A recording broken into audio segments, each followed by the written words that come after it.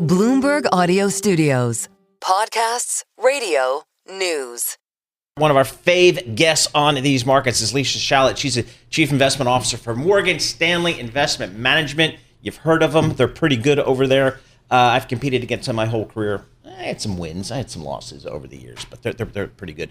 Lisa, we got to start with gold. I don't know what's going on. Do you have any idea what's going on? I mean, who's buying this stuff? So I don't know if we have an idea. We have a hypothesis, right? So, I know over the last couple of weeks, a lot of folks have talked about gold as maybe a hedge to some of the frothiness in the equity market, et cetera. But we've really, been on this extraordinary run for the past, quite frankly, 3 years since the bull market began in the fall of 2022. With gold massively outperforming stocks. Yeah, wow. And so one of the things that, we've begun to think about is not just dollar debasement, but whether or not folks are really worried about fiat currencies more broadly around the world. And as folks really, truly think about whether or not there is a credible, reliable future for stable coins and for crypto, whether some of this ecosystem needs to collateralize itself with gold away from fiat currencies. And so one theory we have is that some of these players may be trying to build some reserves in the yellow metal. Gold massively outperforming stocks. I wanted to go there because this is not the correlation that we're accustomed to. And as we talk about kind of the uniqueness of this moment, perhaps the weirdness of this moment, what does that tell you? How does that kind of shape the way that you're looking at these markets? Well, it really requires some creativity because a lot, to your point, all of these correlations are breaking down. And so one of the hypotheses that we have is that, we've got this scenario where, yes, we haven't seen inflation in the real economy, but perhaps we're really starting to see inflation in financial assets. Just too much liquidity from everywhere around the world, sloshing around, looking for places to go. And in the everything rally, we're seeing, folks buy, everything from gold to stocks to bonds to currencies. I like this quote in your notes, Lisa. Bull markets are meant to be ridden, not timed. That's very good. What we have heard, maybe over the last year or two, but really over the last 2, 3, 4 weeks, is just the concern about AI. And it's been such a big catalyst for the broader equity markets overall, not just the tech space. But now we're starting to see some of these circular deals where this company's investing in OpenAI, who's then investing back and buying stuff and doing all that kind of circular stuff. Kind of feels a little odd. Is it odd to you? Does it feel frothy to you? How do you think about that? It does. And for us, whenever these trends are transparent and trackable, which they really were for the last 3 or 4 years, you could say, I see the order book, I see the cash flow, I understand how they're going to fund these CapEx plans.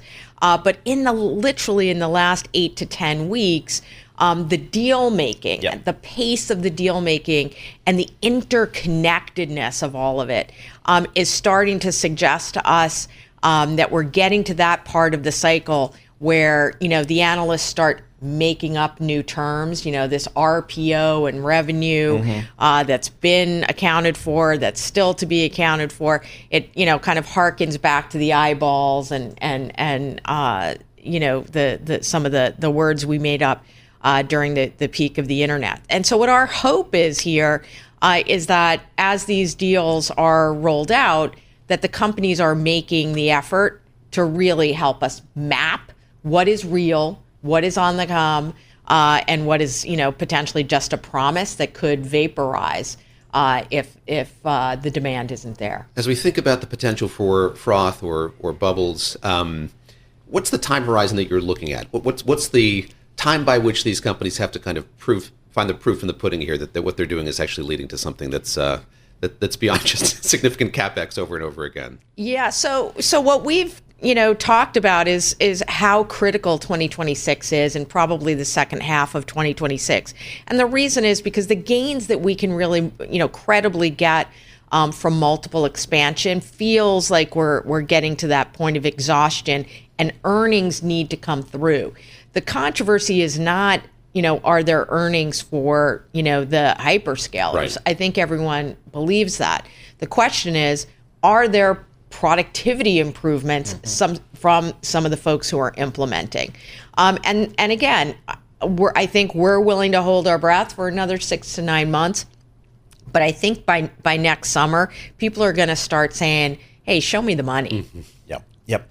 How about are there certain sectors that's screening well for you guys right now at Morgan Stanley Investment Management? Yeah. I mean, obviously, I need to be careful about, not talking my book. But, our favorite sector for the last 18 months has been financials. Obviously, maybe a tough tape to report into this morning. But these numbers, I think, from the sector, look reasonably strong to us. They obviously will have the tailwind of likely a steeper yield curve next year, of some, deregulation in addition to a decent deal backdrop. So I think that that's kind of an ideal environment for them. And financials should be a place where we start to see stories, at least, of Gen AI implementation driving margin expansion. Lisa, a few minutes ago, you mentioned dollar strength or dollar weakness. I guess it's like glass half full or glass empty. But I'm curious how much that has been driving your thinking over the last few months. The weakened dollar that we've seen, and I look at the Bloomberg Dollar Spot Index up a little bit here today, seeing a little bit more strength today. But the story has been one of a weaker dollar. And how is that shaping your view of things? It certainly, does play into it. I mean, we've had a view that inflation is going to be sticky. And what folks need to remember is, while, a weaker dollar can certainly be helpful for the earnings dynamics for large multinationals who trade around the world and their competitiveness, a weaker dollar actually inhibits our ability to effectively price imports. And when you multiply that by tariffs, it's actually an even bigger headwind. So, we do think that weaker dollar is relevant to the real economy and to some of the forecasts here. Lisa, thank you so much for joining us. Really appreciate it. Lisa Shalett, she's a Chief Investment Officer for Morgan Stanley Investment Management.